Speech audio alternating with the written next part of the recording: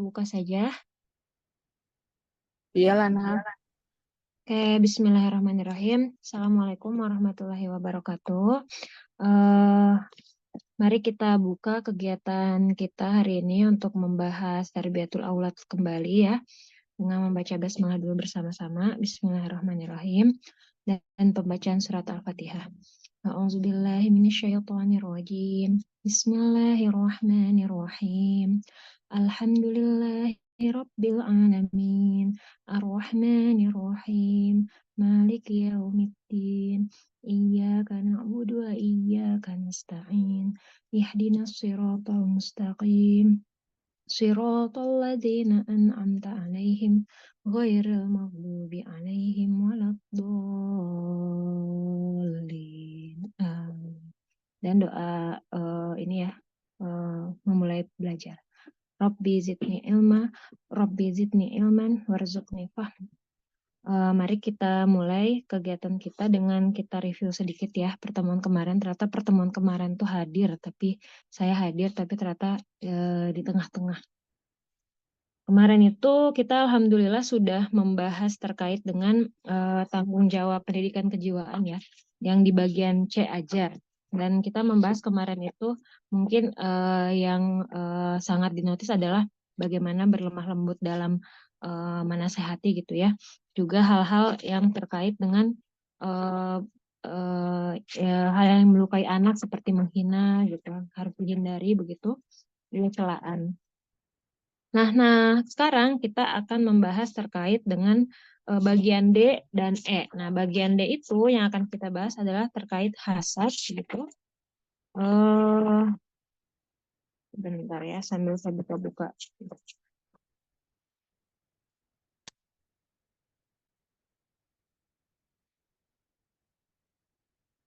Apakah Sofi sudah hadir? Udah, tolong Iya. dijadiin host ya. Alhamdulillah. Ini ada PPT-nya, Sofi? Ada, nanti di share screen aja.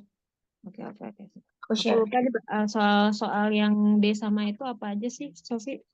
Kalau Sofi, dengki dan amarah. Oh iya, oke, dengki dan amarah. Kita langsung aja mungkin ya, Sofi ya. Sebentar, aku ngambil kacamata dulu. Oh, mangga.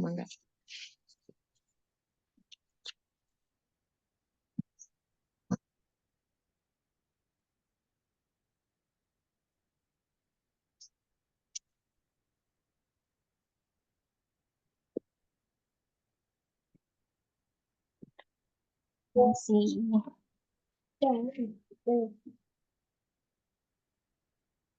Mau share screen.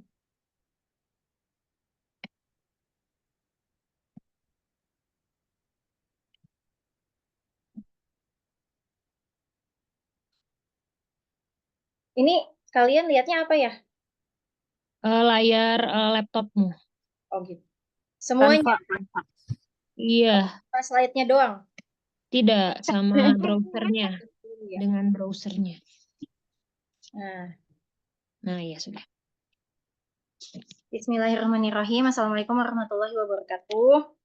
Teman-teman, aku izin apa namanya nggak nyalain kamera ya, karena nggak ada meja nih. Kali ini kita akan membahas tentang bagian terakhir dari tanggung jawab pendidikan dan mental. Kalau di buku aku, karena bukunya itu cetakannya ada yang beda-beda ya, aku cuma dapat pasal D dan E, yaitu tentang dengki dan amarah. Oke, yang pertama itu kita akan membahas tentang dengki. Nah, dengki yang di sini itu maksudnya adalah mengharapkan hilangnya nikmat dari orang lain. Jadi kita nggak suka orang lain mendapatkan nikmat, jadi kita mengharapkan, bukan kita, maksudnya orang tersebut jadi mengharapkan orang lain yang itu dihilangkan nikmatnya, dihilangkan bahagianya gitu ya. Nah, kita pertama bahas dulu penyebab-penyebabnya apa aja sih penyebab dari hasad.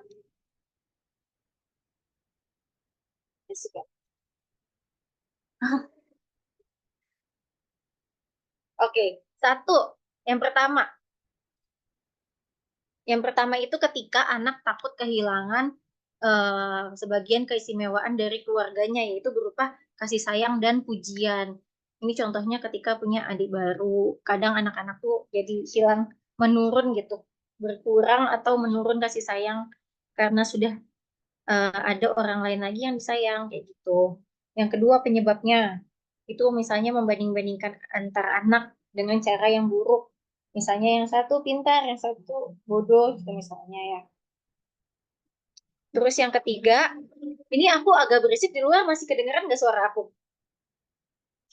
Kedengeran kok, cuman sedikit banget kedengeran yang berisiknya. Oh gitu. Oke, yang ketiga itu perhatian hanya terfokus pada salah seorang anak aja tetapi tidak kepada yang lainnya. Misalnya ada seorang anak tuh yang lagi ditimang-timang, dimanja-manja, dikasih sesuatu, tapi yang satunya lagi enggak dikasih gitu. Terus empat, anak yang lebih dicintai akan selalu didiamkan atau dimaafkan jika mengganggu orang lain atau berkelakuan buruk, tapi anak yang lainnya diancam dan dihukum jika melakukan kesalahan yang bahkan lebih ringan. Pilih kasih. 3 dan 4 itu kayak pilih kasih ya, tapi lebih ketara yang nomor 4 nih kalau untuk anak-anak. Pilih kasih kayak gitu. Kalau nomor 3 itu mungkin tidak bermaksud pilih kasih, tapi perilaku saat itu aja. Kalau nomor 4 tuh lebih ke karakter pilih kasih nih, karena ini sudah jelas banget. Yang satu kok kalau marah, kalau salah didiemin aja, kalau aku salah dikit aja udah dimarahin kayak gitu. Yang kelima, eh, ada anak yang sangat miskin hidup dalam kondisi yang, hidup dalam lingkungan yang kaya banget. Wah, pas lihat nomor 5 ini aku jadi ingat tentang sekolah anak ya. Yang misalnya tidak sesuai dengan kemampuan ekonomi, berarti itu adalah penyebabnya. Karena nanti sebenarnya cara menghindarinya adalah dengan menghilangkan penyebabnya gitu sih. Lanjut dulu.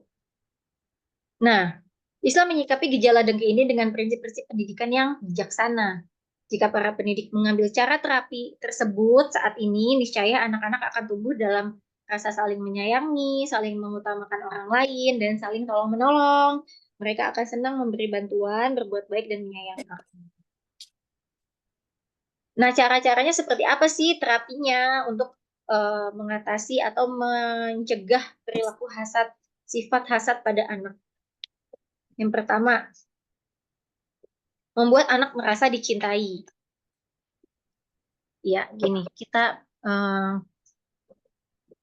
ada beberapa contoh ya Rasulullah dari yang kemarin-kemarin kita sudah bahas banyak sekali contoh cara Rasulullah memperhatikan atau mencintai anak kecil, misalnya tentang yang Hasan lagi bermain di atas punggungnya Rasul ketika Rasul sholat, atau Rasul melihat anak yang jatuh kemudian segera mengambilnya gitu. Nah, yang aku taruh di sini contoh yang ibu-ibu juga nih biar relate sama kita. Jadi dari Al-Bukhari meriwayatkan di kitab Al-Adabul Mufrad dari Anas bin Malik, ia berkata, seorang wanita menemui Aisyah radhiyallahu anha bersama dua anaknya yang masih kecil. Aisyah lalu memberinya 3 butir kurma. Kemudian ia memberikan kurma tersebut kepada tiap anak sebutir kurma dan menyimpan yang 1 butir lagi untuk dirinya sendiri. Setelah habis memakan jatah kurma masing-masing, kedua anak itu memandangi ibunya. Lalu sang ibu pun mengeluarkan sebutir kurma yang disimpannya. Ia belah dua dan masing-masing anak diberi setengah butir kurma. Ketika Nabi SAW datang, Aisyah pun menceritakan kejadian itu kepada beliau. Dan Nabi bersabda, kamu tak perlu heran atas peristiwa tadi. Sungguh Allah menyayangi wanita itu karena kasih sayangnya kepada kedua anak. Seperti itu. Ini mungkin ibu-ibu akan lebih relate lagi ya. Jadi sekalian mau ngingetin kalau hal-hal kecil yang kita lakukan ke Ya, anak. beli popcorn. Popcorn? Sampai mau beli popcorn. Tolong di-mute. Maaf ya. Terus abis itu kamu tidak perlu heran. Tadi apa? Iya, maksudnya di sini peristiwa kecil kepada bentuk kita sayang ke anak itu, bahkan Allah juga jadi menyayangi kita loh. Contohnya tadi, teteh siapa yang beli popcorn untuk anaknya, itu juga insya Allah dengan cara itu juga Allah bisa menyayangi kita, gitu ya, amin. Nah, dengan perhatian-perhatian kecil gitu juga bisa membuat anak merasa dicintai. Jadi nggak harus sesuatu yang besar-besar. Nggak harus sesuatu yang selalu besar ya. Lalu,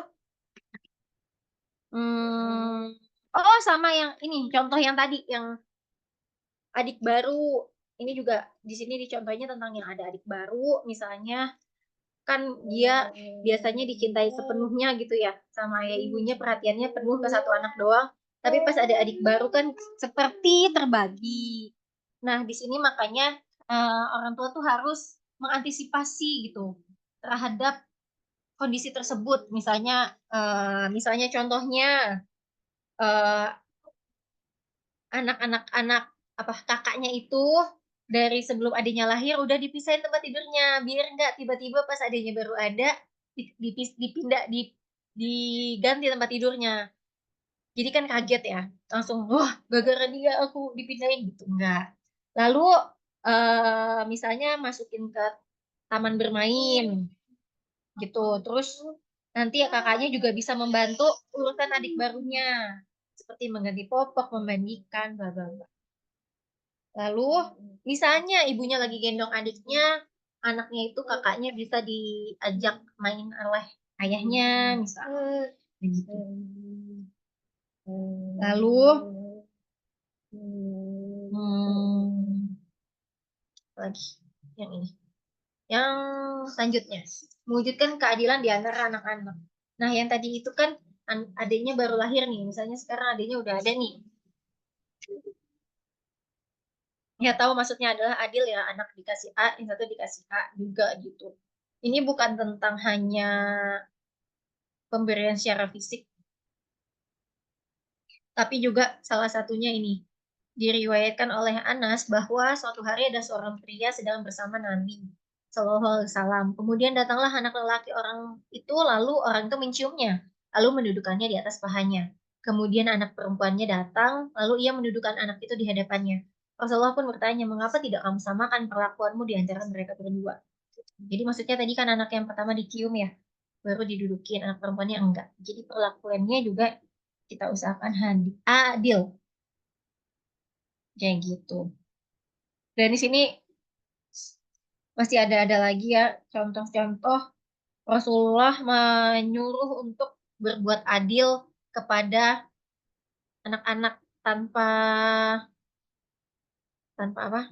Tanpa membeda-bedakan. Lalu selanjutnya menghilangkan sebab-sebab yang dapat menimbulkan dengki. Ini sama kayak tadi ya, contohnya misalnya ada adik baru yang baru lahir. Nah, berarti kita antisipasi kayak yang tadi.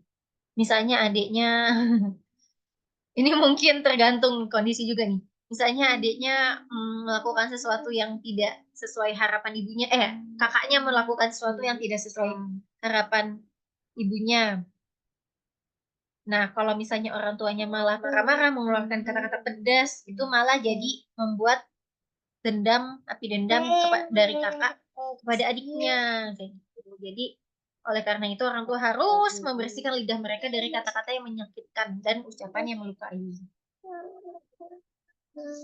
Gitu. Nah, ini adalah pesan-pesan Rasulullah ya. Jadi dengki ini dapat menimbulkan berbagai penyakit jiwa, juga pengaruh sosial yang diwaspadai oleh Rasulullah. Makanya ada larangannya. Dari Abu Dawud meriwayatkan dari Abu Hurairah bahwa Rasulullah bersabda, hati-hatilah dengan dengki atau hasad, karena dengki dapat membakar kebaikan, seperti api yang membakar kayu. Rasulullah juga bersabda, manusia akan senantiasa dalam kebaikan selama ia tidak dengki. Dengki itu iri, hasad, gak suka sama kebaikan orang lain. Lalu, dalam riwayat lain disebutkan, bukan dari golongan kami orang yang dengki. Rasulullah SAW bersabda, ada 2 kali. Dengki merusak iman seperti racun yang merusak mani. Seperti itu. Jadi, apa namanya? Ini perilaku yang sebenarnya bisa terbentuk dari kecil, kalau tidak kita waspadai, tidak kita concern terhadap hal itu dan nggak kita cegah, karena bisa dipupuk dari kecil, itu bisa banget masih berlanjut sampai besar. Gitu ya teman-teman. Nauzubillah min dzalik. Lalu yang terakhir ada amarah.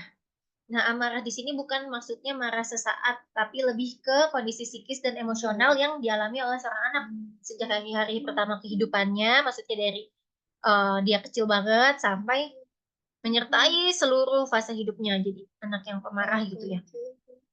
Nah, sebenarnya dalam dunia sosiologi itu, dunia sosiologi, dunia psikologi, marah itu kan seperti hal yang tidak baik ya kalau marah-marah gitu ya.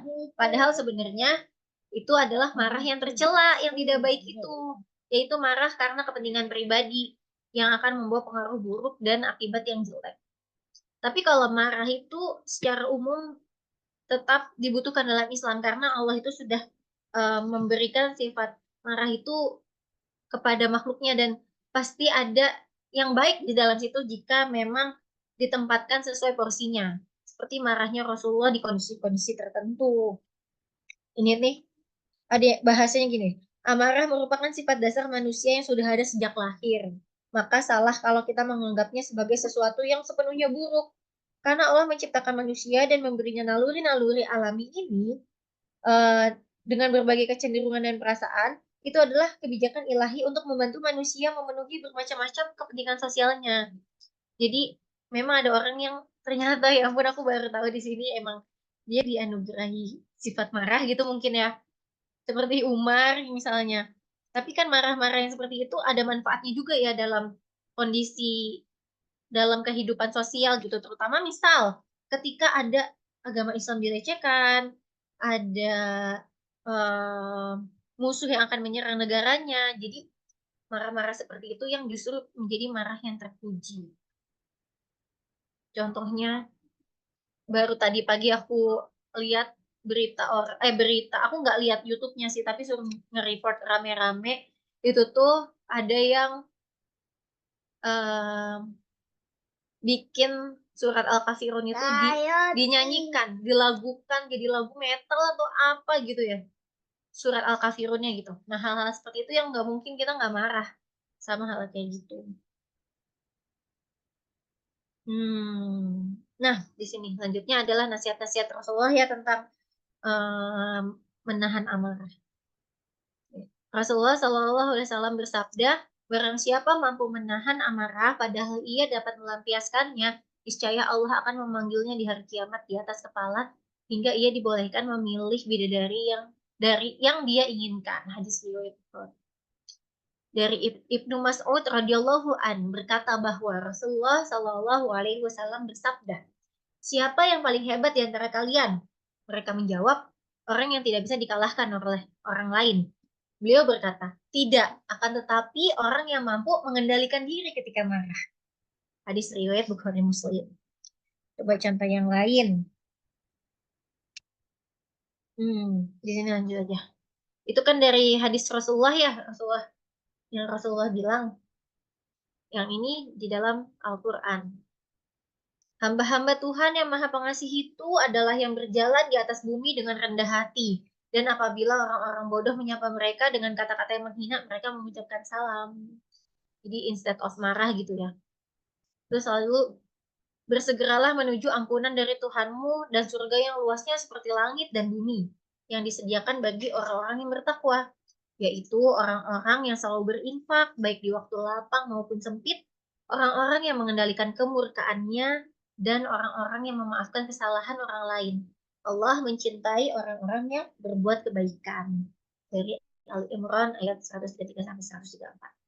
Nah, yang di atas ini yang pertama, Al-Furqan, dibilangnya kan ini orang bodoh menyapa mereka dengan kata-kata yang menghina, mereka tidak marah gitu ya. Itu karena tadi itu ada dua marah kan, ada marah yang tercela, ada marah yang terpuji. Nah, kalau misalnya ini marah yang tercela itu kan karena kepentingan sendiri. Nah, yang nomor satu ini karena kepentingan sendiri. Jadi kayak kalau bisa tidak, kalau di dalam Islam gitu ya. Ya Allah.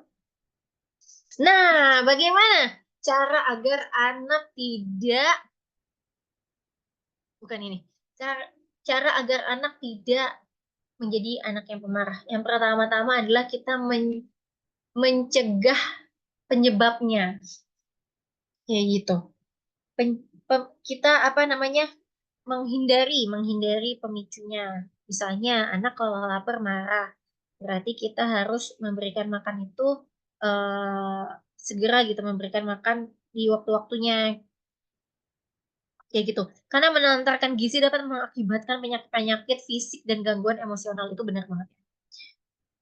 Lalu hmm, dua dari ada hadisnya. Rasulullah Shallallahu Alaihi Wasallam bersabda, cukuplah dosa bagi seorang yang menelantarkan orang yang harus diberi makan.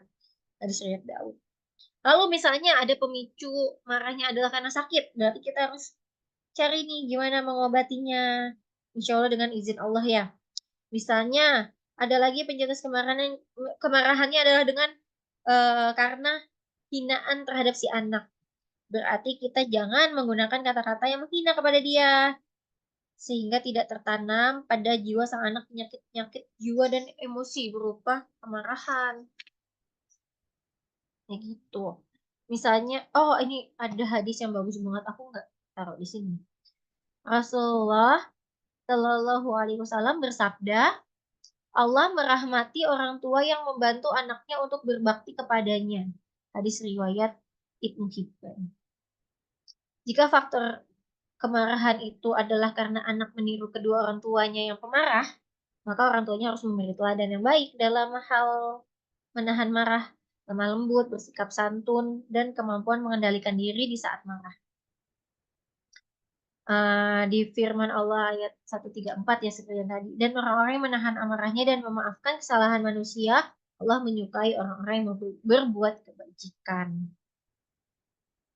Pokoknya semuanya karena itu ya. Apa yang membuat dia marah, intinya orang tua ya berusaha menghindari dari apa yang membuat marah.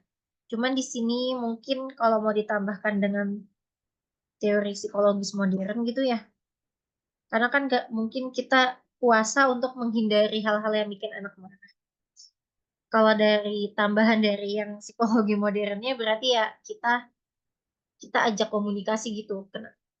Kita alirkan marahnya, kita tanya, kita validasi emang dia lagi kesal, lagi marah karena hal itu. Tapi misalnya memang saat itu kita tidak bisa mengubah kondisinya, kita dengerin dulu, kita biarkan dia mengeluarkan dulu emosinya dengan cara yang tidak merusak gitu. Baru kita minta dia untuk menerima dulu keadaan seperti ini gitu ya.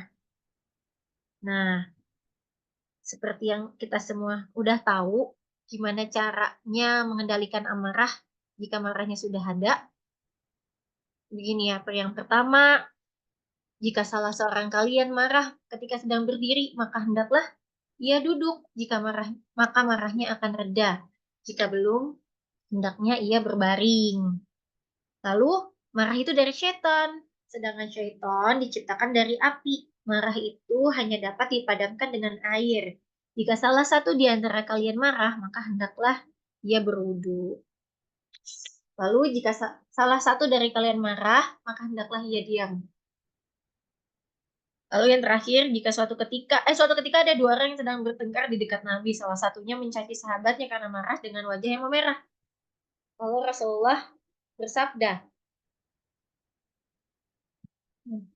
aku beritahu sekiranya ia mengucapkan A'udzubillahi minasyaitonirrajim, niscaya marahnya akan reda. Bisa riwayat Muslim. Kalau kalau emak-emak biasanya kalau marah ngomongnya astagfirullahaladzim ya. Udah kebiasaan. Jadi mungkin nanti kita coba ubah kalaupun kita marah, ucapnya A'udzubillahi minasyaitonirrajim. Aku berlindung kepada Allah dari godaan syaitan yang terkutuk. Karena tadi itu ya marah itu dari syaitan. Gitu. Nah, enggak. Ketahuilah bahwa marah adalah bara api di dalam hati anak-anak Adam. Tidakkah kalian lihat urat-urat lehernya menegang dan kedua matanya memerah? Jelek nggak? Gimana? Jelek ya? Begitu ya. Maka barang siapa yang merasakan hal marah itu, maka ingatlah kepada bumi. Ini aku belum sempat cek tafsirnya ya. Di sini soalnya juga nggak ada. Jadi maksudnya nanti kita buka Google deh bareng-bareng. Atau ada yang mau tolong bukain Google nggak tafsirnya ini? Aku belum sempat soalnya. eh Maksudnya kalau aku baru mikirnya eling-eling gitu ya, eling-eling marahnya. Nggak nampak biasanya kalau marah, lupa daratan gitu. Jadi ingat aja lagi kepada bumi karena biasa lupa daratan. Tuh. Ini Akika baik. Udah, eh, sekian tentang marah. Kalau mau ditambahin kesimpulannya, hmm, jadi kalau misalnya para pendidik, orang tua dan guru menjauhkan anak-anaknya sejak kecil dari faktor-faktor yang menyebabkan dan mencetuskan kemarahan, dan mengaplikasikan cara-cara Nabi untuk mengatasi dan meredakan amarah, lalu memberi gambaran jelek kepada anak-anak tentang buruknya kondisi fisik saat seorang marah, dan memperingatkan tentang berbagai penyakit dan bahaya yang timbul karena sifat marah. Ya benar, yang ini belum nggak ada bahasannya tadi. Kita memperingatkan anak tentang penyakit dan bahaya karena sifat marah. Maka anak-anak akan tumbuh dengan kelemah lembutan, memiliki keseimbangan intelektual dan mampu mengendalikan diri. Bahkan mereka ini dapat memberikan gambaran yang benar tentang akhlak seorang muslim dan perilakunya lurus dalam kehidupan. Begitu. Dan ini adalah akhir dari eh, pendidikan mental ya. Yang sebelum-sebelumnya seperti minder, penakut, rendah diri, lalu dengki, pemarah.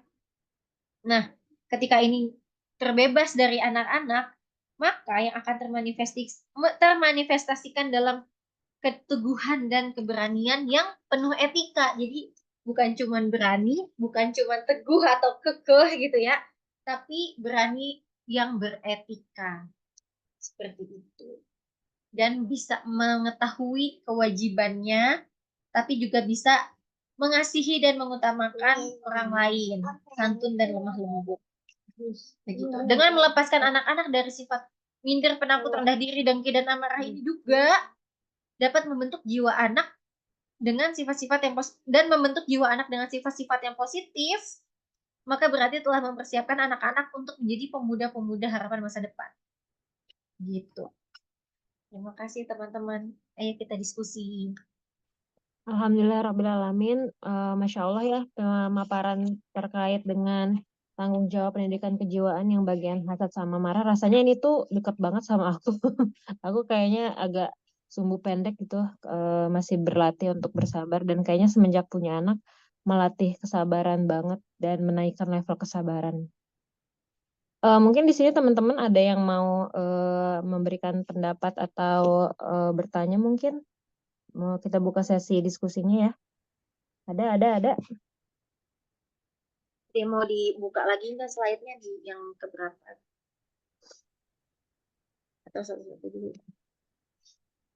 Aku sambil ini ya, apa namanya, cerita sedikit pengalaman. Oh, ini ada. Boleh Budin. Mangga Budin. Ini yang ini ya. Cerita juga sih, tapi kalau aku mau cerita tentang dulu kan pernah juga ya. Ini aku off cam ya soalnya sinyalnya kurang bagus. Tentang marah karena di kehamilan sebelumnya ya, kehamilan ketiga tuh sempat ngalamin marah-marah terus ya. Itu memang faktor hormonal dan lain-lain. Dan waktu itu kan kerja juga gitu ya. Anak dua terus hamil. Akhirnya nggak ada apa ya peran yang maksimal kayaknya pada waktu itu. Dan waktu itu emang ngerasain marah-marah terus gitu ya, marah-marah terus. Akhirnya join kelas psikologi deh, banyak kelas sebenarnya, tapi ada salah satu yang judulnya memang anger management gitu ya.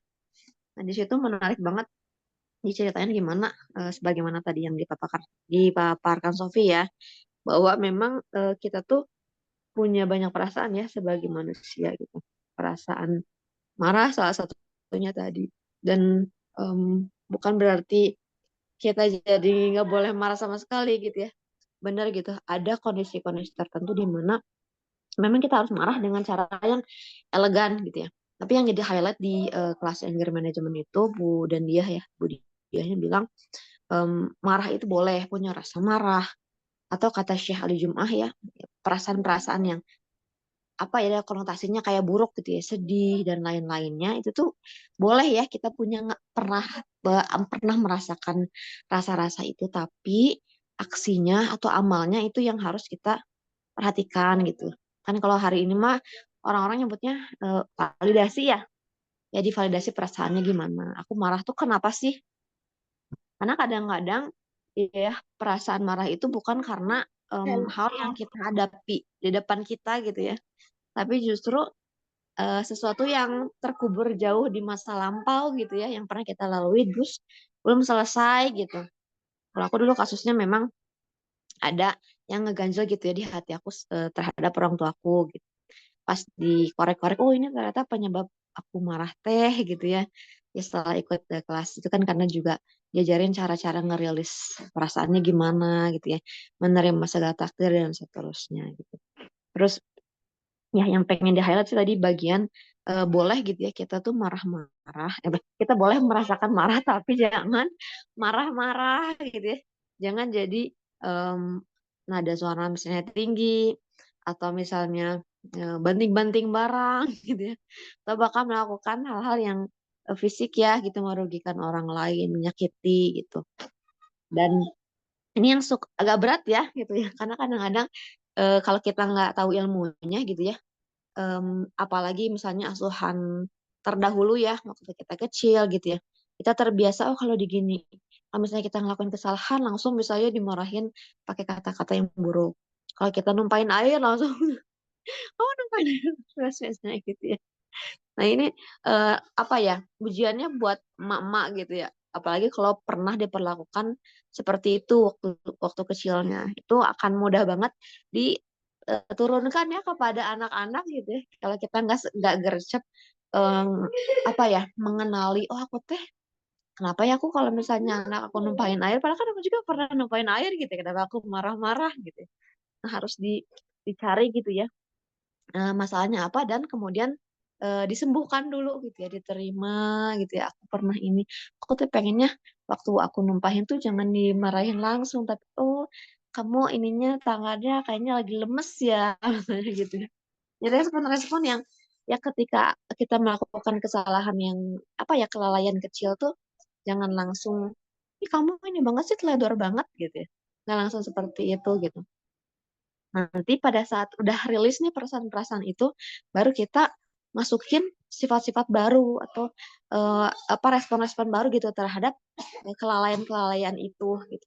Ini memang ketika kita pernah diasuh dengan kemarahan-kemarahan gitu ya, kita harus nyembuhin diri kita sendiri dulu. Habis itu nanti belajar habit baru. Dan ini memang perjuangan banget ya gitu. Ngilangin rasa sedihnya, perjuangan, terus belajar habit baru di usia yang misalnya kita sekarang udah aku 30 gitu ya. Udah 30 tahun berkutat dengan sikap itu dan harus em, belajar habit baru tuh butuh waktu lah ya intinya gitu. Jadi gitu. Semangat ibu-ibu semua belajar. Terima kasih Budin atas ininya sharingnya ya. Aku ikut bacain juga dari Teh Ririn ya ini. Jadi ingat di kelas Holistic Goodness itu marah yang sehat ketika boundaries kita dilarang. Kalau nggak pernah marah, bisa jadi kita nggak tahu boundaries kita apa. Makanya Rasulullah pernah marah ya karena banyak fase kafir Quraisy melanggar batasan beliau. Ya jadi memang mengajari anak tentang marah itu tuh perlunya ketika apa itu ya harus dari awal gitu ya. Dan apa namanya sharing juga gitu ya, nyambung sama yang tadi disampaikan sama Bu Dini gitu terkait dengan pengasuhan gitu. Kan aku juga ngalamin gitu ya pengasuhan yang mungkin banyak kemarahan gitu di dalamnya.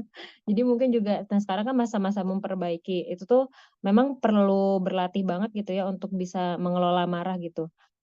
Hari ini gagal, besok coba lagi, anak begini kemarin marah, besok coba lagi gitu. Karena ya benar tadi yang disampaikan juga dari buku yang disampaikan sama Sofi, ya kalau misalnya anak melihat bagaimana orang tua marah, kan anak itu memang akan meniru gitu ya. Secara tidak sadar kita akan meniru gitu mereka. Mereka yang tidak secara tidak sadar itu mereka ya akan meniru kita gitu. Bagaimana kita marah ya akan ditiru gitu. Maka memang kitanya yang harus senantiasa merubah diri kita gitu, bukan kitanya hanya menuntut anak gitu. Makanya kalau misalnya ngebahas materi yang ini gitu ya, apalagi soal ini ya tadi yang hasad gitu, eh ketika ada adik baru gitu kan, aku juga ngalamin banget gitu ya. Walaupun kalau Ryan sendiri sih ke adiknya tuh sayang banget gitu ya. Bahkan hari ini tuh habis selesai apa namanya divaksin tuh dia apa nanya tuh di rumah kenapa adanya harus disuntik, kan adanya jadi nangis gitu. Dia tuh sebenarnya nggak kelihatan hasad gitu ya dengan ada adik baru gitu, tapi memang apa ya, pelampiasan perubahan emosi dan karakternya itu justru ketika ke orang tua gitu. Mungkin dia sebenarnya ngerasa cemburu gitu, tapi dia lampiaskan jadinya jadi sensitif gitu. Terus cari-cari hal gitu yang akan membuat kita nggak nyaman gitu. Akhirnya kan menguji kemarahan kita tuh. Terus akhirnya dia juga marah gitu, ketika dia udah marah kita marah. Wah itu masa-masa yang sulit tuh gitu, dalam seminggu mah ada gitu beberapa kali, dan itu memang perlu berlatih gitu ya. Dan ini nih kayak tadi soal mengatasi marah, ini kan kalau bagi orang dewasa mungkin kelihatannya kita bisa gitu ya langsung mengingat gitu, walaupun mungkin tidak mudah kalau misalnya baru gitu ya, oh harus langsung wudhu gitu. Gak banyak tuh orang yang sadar lagi marah terus langsung wudhu tuh kan gak banyak ya, apalagi ketika ke anak-anak gitu. Rasul kan menyarankan bagi kita untuk bisa diam gitu ketika kita sedang marah supaya kemarahan itu tidak makin membuncah gitu. Tapi ke anak-anak kan itu tidak mudah gitu ya, apalagi anak-anak usia 3 tahunan gitu ya. Kalau lagi marah ya nggak mungkin mereka akan bisa untuk menahan diri untuk diam gitu. Yang ada kalau nangis gitu ya makin kencang gitu. Nah itu juga kesulitan sebetulnya buat aku gitu. Tapi ya harus bisa mencari caranya gitu gimana agar si anak ini bisa mengontrol kemarahannya sendiri gitu. Coba aku bacain lagi ya gitu ya. Dari Ibu Dini apa nih? Eh iya, kalau anak kecil tuh belum bisa bicara, aku cemburu, tapi kadang kelihatan dari sikapnya. Dan mesti tricky buat orang tua dan jeli banget memperhatikan. Iya, ya bener banget. Emang kitanya yang harus sensitif juga gitu terhadap keadaan anak gitu. Mungkin kalau dulu aku ngalaminnya karena orang tuaku kerja ya dua-duanya ya dan pulangnya sore. Emang ketemu cuman pagi mau berangkat kerja sama malam gitu. Jadi mereka mungkin nggak sesensitif itu ya ketika melihat aku tuh kondisi emosinya lagi seperti apa gitu. Ya namanya juga orang tua zaman dulu gitu ya, mungkin belum terlalu banyak. Pun ibuku aja bilang ya apa sering banget gitu ibuku tuh di saat aku udah dewasa tuh minta maaf gitu sama cara memperlakukan dulu gitu, belum banyak ilmu prakteknya gitu. Terus kalau misalnya ngeliat di apa namanya influencer parenting gitu ya di IG gitu, seringnya aku ngeliat yang sulit itu mungkin bagi bapak-bapak ya. Aku kalau ngerasa sih aku pribadi, aku ngerasa nggak sesulit itu untuk minta maaf sama anak. Tapi mungkin bagi bapak-bapak iya ya gitu untuk minta maaf. Kayaknya itu salah satu hal yang penting ketika kita belajar untuk mengajari anak terkait juga marah itu ketika sudah terjadi dan perilakunya atau tindakannya tidak sesuai itu harusnya gimana sih gitu kan, harus minta maaf ya. Bahkan aku ngerasa anakku tuh kayak cowok banget gitu, agak gengsinya tuh tinggi gitu, harga dirinya tuh tinggi banget gitu, kadang perlu space waktu sehingga dia menyadari bahwa dia memang perlu minta maaf gitu. Yang seperti itu sih kalau sharing dari aku ya. Terus apalagi nih dari Budin, kalau di anak-anakku eh setral itu apa ya? Trial dan error. Oh, trial dan error. Anak kedua aku yang lumayan berhasil mengatur marah. Jadi dia sekarang kalau marah bilang, aku marah, aku tidak mau bicara sama siapa-siapa. Nah, ini bener banget ya buat yang punya anak lebih dari satu. Eh, Kayaknya ketika kita punya anak selanjutnya pun, aku pribadi ngerasa aku harus perbaiki nih. Jangan aku ngelakuin hal yang dulu aku lakuin ke anak pertama gitu. Terus ini juga apa namanya? Aku ngerasa aku sebagai anak pertama, dulu aku ngerasa orang tuaku tuh nggak adil ketika ngasih hukuman. Kenapa dulu aku waktu dihukum dengan kesalahan yang sama, aku dikurung di kamar mandi, tapi kenapa adekku enggak gitu? Aku inget banget masa-masa itu ya gitu.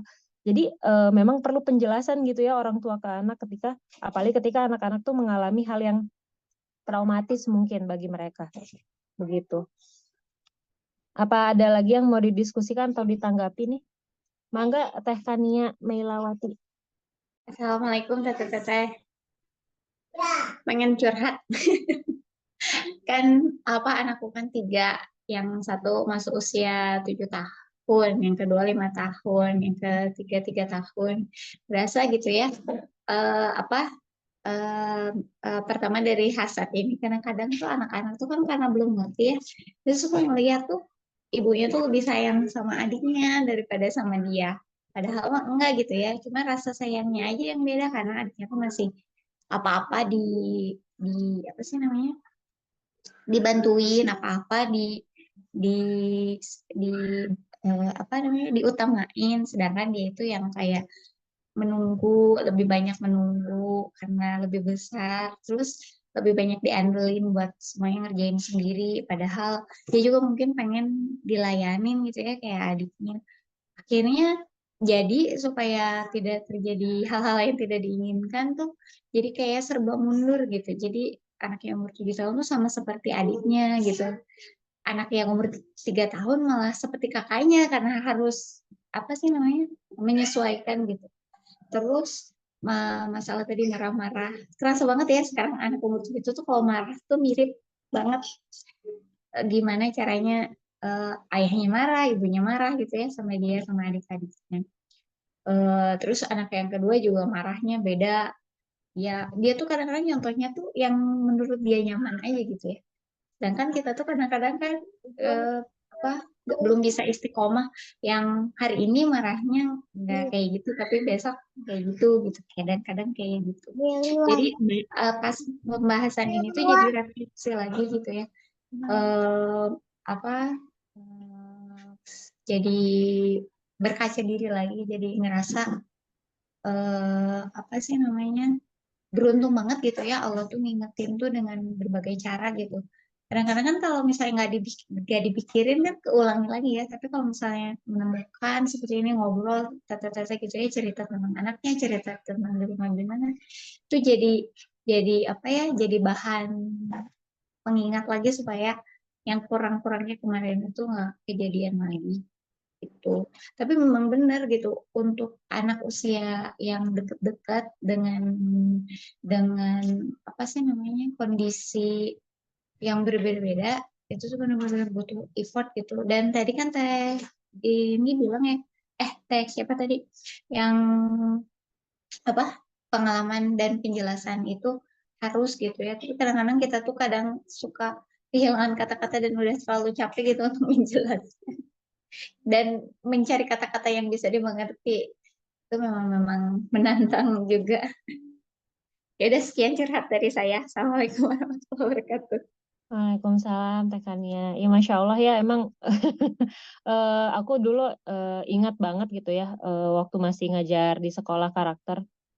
Sebagai guru aja kita tuh sangat diajari banget bagaimana kita berkomunikasi sama anak. Bahkan ada SOP-nya gitu. Sejujurnya itu sepertinya bagiku ilmu yang berharga banget ya ketika aku punya anak. Kayak misalnya dulu di tempat kerjaku tuh aku diajarin bicara sama murid pun kita harus menyetarakan mata kita gitu. Ketika dia ukurannya kan tidak setinggi kita ya, dia lagi marah, lagi kesel gitu murid. Aku ingat pengalamanku dulu waktu ngajar gitu. Ini murid yang emang bermasalah gitu. Emang karena di rumah juga orang tuanya punya issues gitu ya. Nah itu tuh gimana cara menenangkan dia ya kita harus setara gitu ketika kita ngomong, harus kita tanya, harus kita validasi perasaannya, pilihan katanya yang sederhana yang mudah dimengerti gitu. Dan memang ketika itu ke anak sendiri jadi lebih menantang gitu ya. Mungkin apa ya, itu tuh kayak semacam problem ya ketika kita lebih dekat dengan seseorang, apalagi anak ya. Kita cenderung lebih tidak mudah gitu untuk bisa sebaik ketika kita sama orang lain. Ngerti nggak sih Teteh? Maksudnya kayak kalau kita ke orang lain atau ke anak orang Ya gitu atau bener ke murid, banget. ya kan kita tuh bisa lebih ngontrol diri kita bisa lebih membaik-baikkan lisan kita gitu, perilaku kita. Tapi anak yang deket banget sama kita atau pasangan gitu, itu tuh justru mungkin secara secara tidak sadar kita merasa dia pasti bisa ngerti kita kali ya. Jadi kita nggak semengontrol itu. Padahal kan Rasul bilang kan yang sebaik-baiknya kepada gimana sih apa namanya hadisnya Budin yang paling baik pada keluarganya gitu kan ya. Nah, harusnya kan gitu ya. Tapi ternyata memang ya mungkin pahalanya besarnya di situ ya. Kalau kita bisa lebih mengontrol diri kita gitu. Eh aku sambil bacain ini ya chat-chat teman-teman nih. Eh apa nih? Kalau karena kalau anak orang kita nggak berekspektasi ketinggian, ya bener banget. Terus udah gitu yang berat kalau nggak boleh langsung judging ya, nggak boleh langsung judging. Padahal kalau dia melakukan A nggak selalu karena B, betul-betul. Bisa jadi karena C, D, dan E. Betul-betul banget. Ini bener banget. Kadang ke anak itu aku beberapa kali ngalamin gitu ya, mau langsung ngejudge, terus aku tahan dulu gitu, terus habis itu baru aku tanya gitu. Ternyata bukan seperti keseuzonan aku gitu. Seringkali ada masa-masa kayak gitu. Mangga Teh Kania mau menambahkan lagi? Ingat kemarin kan ada temen tuh cerita tentang buku Bilik-Bilik Muhammad atau Seni Interaksi Rasulullah gitu ya. Jadi Rasulullah itu ketika di depan keluarganya itu melakukan yang terbaik kan. Jadi tuh apa sih namanya? Ketika menyambut putrinya yang wahai putriku, terus dihemparkan apa sih kain, terus putrinya disuruh duduk di sebelahnya, dicium, di apa, cium cipika-cipiki gitu ya. Terus jadi keinget juga gitu yang waktu itu ngebahas bukunya itu bilang katanya kadang kita tuh goal kita bukan goal, kalau di reels di Instagram itu kan goal terbesar kita tuh kita bisa kentut sembarangan sama pasangan misalnya, atau kita tuh punya apa sih kayak kayak karena dia tempat ternyaman kita maka kita tuh bebas gitu bermuka masam terus nunjukin bete kita gitu, padahal Rasulullah tuh nggak pernah kayak gitu, justru kepada keluarganya itu dia tuh tampakkan yang terbaik gitu. Rasulullah tuh selalu wangi gitu. PR banget. Karena kadang-kadang depan anak depan suami gitu kayak aduh males sih pakai parfum gitu ya. Tapi kan kalau kita wangi kan anak-anak kadang-kadang lebih dekat terus, ih ibu wangi, ibu pakai apa sih ibu wangi katanya gitu. Terus anak-anak tuh nempel-nempel padahal kayak gitu-gitu sih. Jadi ingat juga itu maksudnya perlu banget ya kita tuh sama keluarga tuh justru harus menampilkan yang terbaik bukan sama orang lain gitu, tapi sama keluarga sendiri dan itu juga PR kita semua itu kayaknya.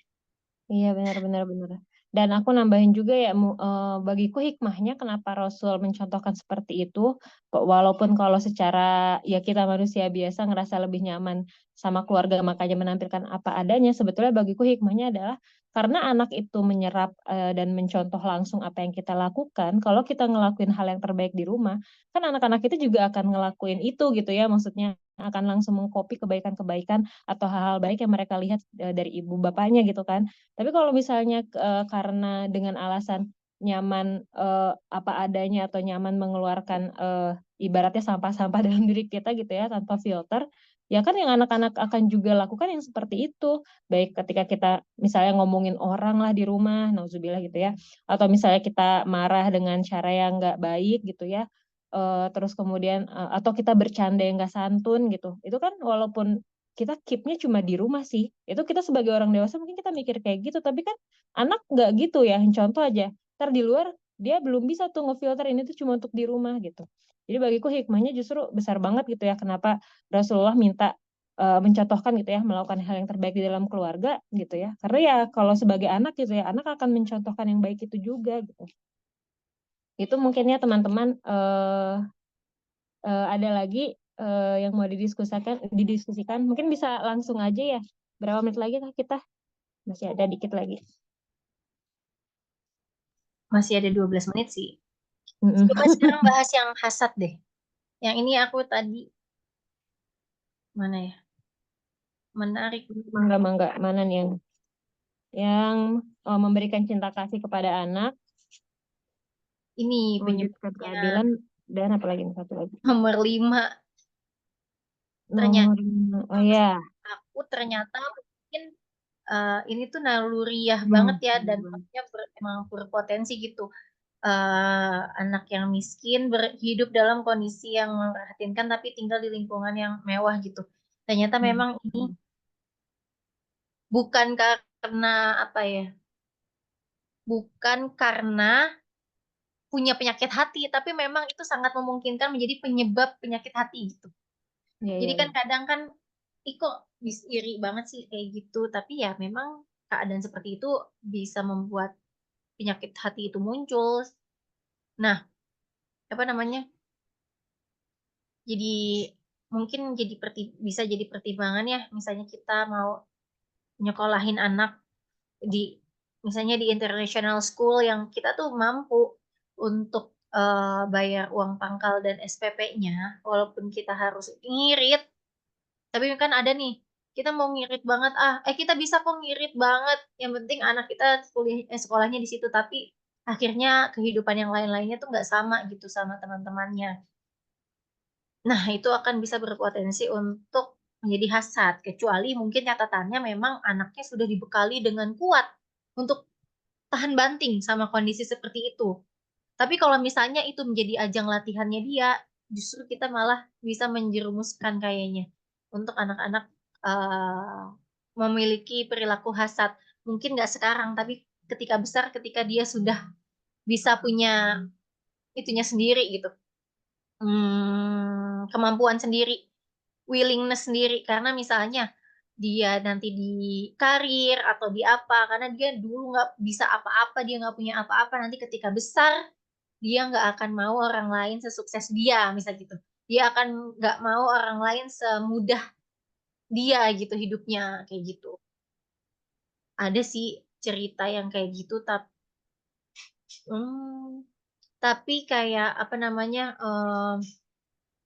ini nggak nyambung sama yang tinggal di lingkungan mewah, tapi ada kondisi hidup yang sangat memprihatinkan ya.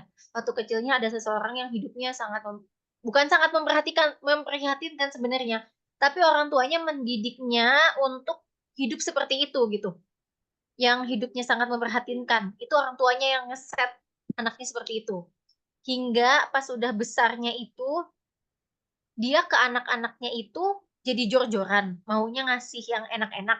Karena dia nggak mau anak-anaknya kayak dia dulu, tapi kalau ke orang lain, dia nggak mau orang lain menikmati kemudahan hidup. Kayak gitu. Jadi kayak, wah ternyata efeknya kayak gitu ya.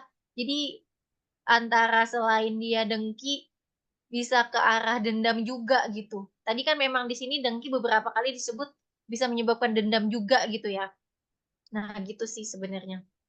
Jadi mungkin nggak sekarang kita lihat kedengkiannya nggak kerasa, mungkin dengki nggak kelihatan ya, dia diem aja gitu, dia iri, dia apa, dia diem aja, nggak kelihatan, bisa jadi nggak ngomong-ngomong, tapi tadi bisa dilihat dari perilakunya entah saat ini atau saat yang akan datang, seperti itu. Iya, Masya Allah ya, benar benar banget, benar banget. Ini aku bacain juga dari Bu Dini, penyakit iri ini keniscayaan, makanya di Talim Mutalim penting ngajarin anak-anak akhlak baik, juga ngasih tahu akhlak buruk, mengajarkan tentang qanaah, ngasih tahu iri dengki, kurang bersyukur. eh anak TK Ibu Dini, bibit-bibit iri, lihat bekal temennya, kepo dan suka minta. Emang ya mendidik anak itu perlu berlatih, perlu ilmu ya kita. Dan soal hasad ini aku juga mau sharing juga ya soal pengalaman muridku dulu waktu aku ngajar dulu. Jadi kan di sekolah karakter itu sekolah yang lumayan elit lah gitu ya. Hampir sebagian besar anak-anaknya itu dijemput sama mobil-mobil yang lumayan bagus lah gitu. Yang tempat pensilnya apa? Smuggle apa tuh mereknya? Yang Smiggle ya, yang mahal-mahal banget itu.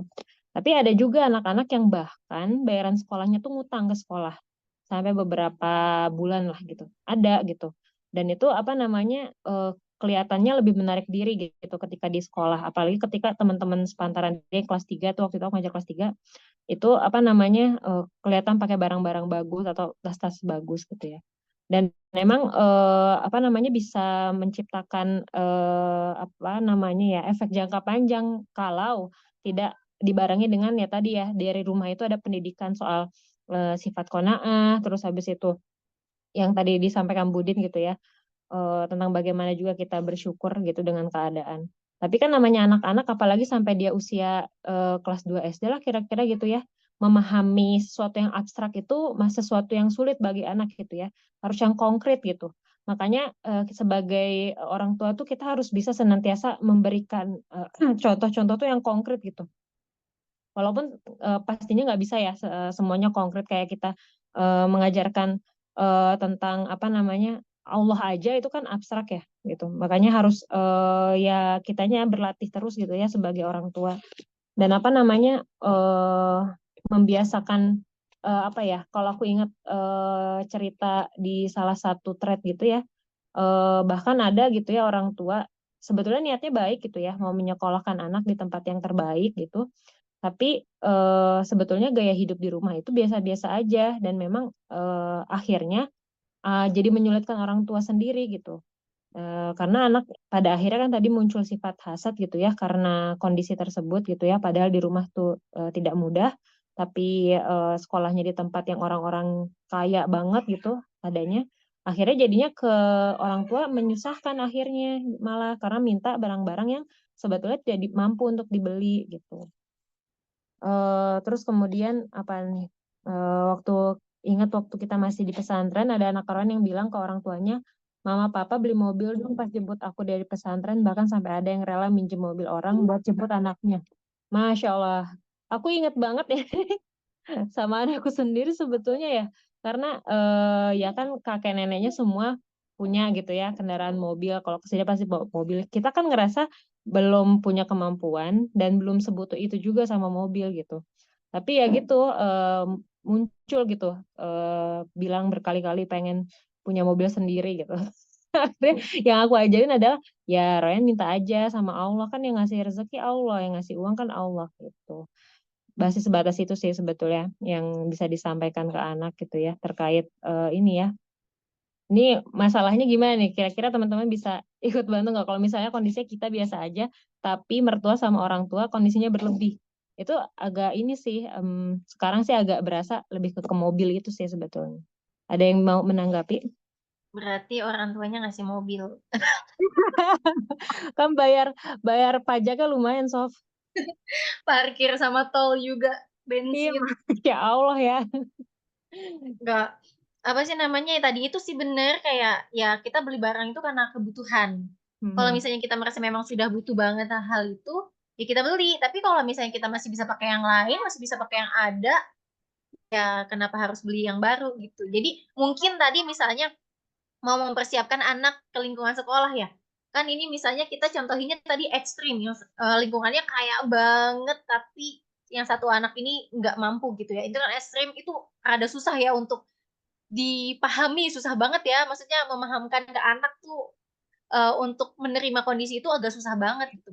Misalnya teman-temannya liburan terus ke luar negeri, anaknya saking miskinnya bahkan liburan aja enggak, itu kan jomplang ya.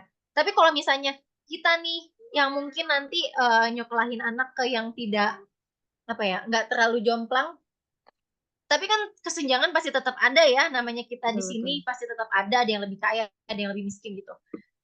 Dan itu tadi kita persiapkan dari sekarang bekalnya adalah kalau misalnya kita beli sesuatu itu memang karena kualitasnya dan karena manfaatnya, bukan karena mereknya, bukan karena apa tadi, pengen keren doang kayak gitu. Soalnya lucu banget guys juga pernah bilang, nah karena waktu itu aku tuh dia nemenin aku belanja baju, terus aku lama banget belinya, kayak lama banget, keliling-keliling gak jadi-jadi mulu.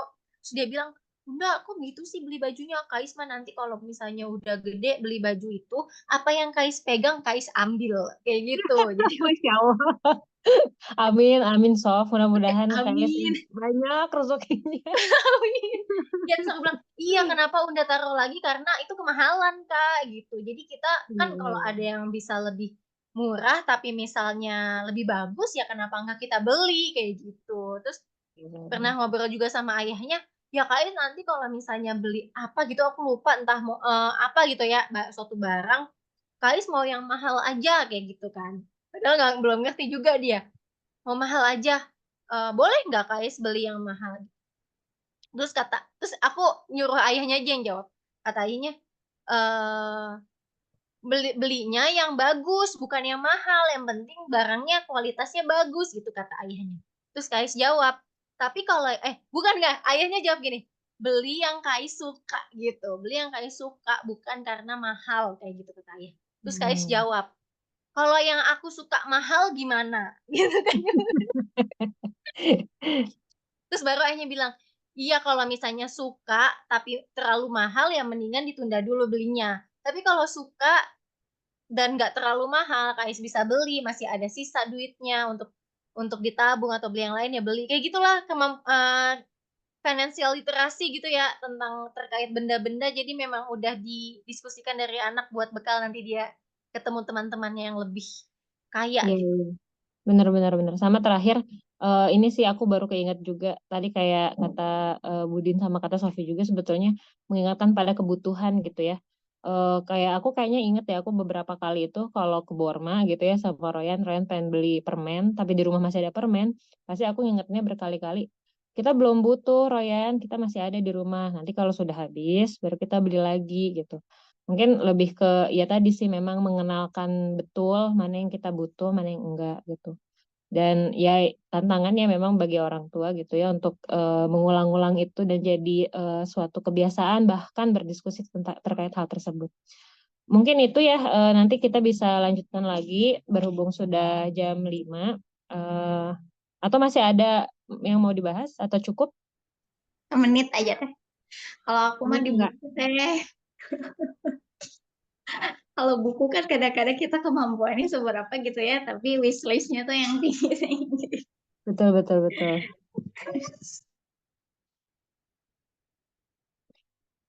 Jadi tadi ada nggak sih? Ada lagi nggak sih yang mau diskusi punten? Jadi mau teh Kania tadi ya? Itu tadi Teh Kania. Iya teteh. Mangga, mangga. Iya itu aja. Kalau yang aku mah aja. challenge-nya di buku. Oh iya, iya, Apa iya. namanya?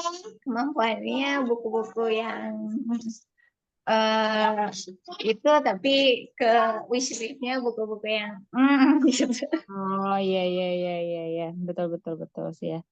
Oke, sip. Alhamdulillahirrabbilalamin. Tadi sudah kita bahas. Mungkin ini juga ya tuh dibaca dari Teteh Azizah apa nih? Eh Ya diingat ada nasihat yang bilang kita nggak pernah tahu setiap Allah memberikan rezeki lebih kepada seseorang, Allah ambil nikmat apa dari orang tersebut. Oh iya, Masya Allah ya. Iya, iya, iya benar juga ya. Nah, Alhamdulillahirrabbilalamin kita sudah banyak membahas terkait tanggung jawab pendidikan kejiwaan dan ini terakhir ya dari bab tanggung jawab pendidikan kejiwaan. Mudah-mudahan teman-teman bisa melanjutkannya di WA dengan memberikan targetan nih setelah materi ini apa kira-kira yang mau teman-teman targetkan di rumah bagi diri, pasangan dan anak gitu ya. Terkait tadi hasad dan juga kemarahan amarah. Mungkin itu yang bisa saya sampaikan, saya bantu. Terima kasih banyak kepada Sofi, kepada teman-teman yang sudah ikut berpartisipasi dalam kegiatan diskusi kita kali ini. Mudah-mudahan niat kita hari ini menuntut ilmu mendapatkan keberkahan di sisi Allah dan kita bisa mengamalkannya dengan sebaik-baiknya. Mari kita tutup kegiatan kita dengan istighfar dulu sebanyak-banyaknya. Astagfirullahaladzim, astagfirullahaladzim, astagfirullahaladzim. Dan lafaz hamdalah, alhamdulillahirrabbilalamin, serta doa kafaratul majlis, subhanaka Allahumma bihamdika, asyhadu an la ilaha illa anta, astaghfiruka wa atubu ilaik. Terima kasih. Wassalamualaikum warahmatullahi wabarakatuh. Tunggu teman-teman, belum difoto ya? Apa udah ada yang foto untuk kehadiran? Wabarakatuh. Tenang teh. Barakallahu fikum. Iya, Udah. udah ya. Kalau mau Tenang. foto screenshot aja langsung anak. Iya, aku soalnya pakai HP, jadi nggak bisa langsung. Udah tadi ada yang Ya, screenshot. alhamdulillah. Mangga, pamit semuanya.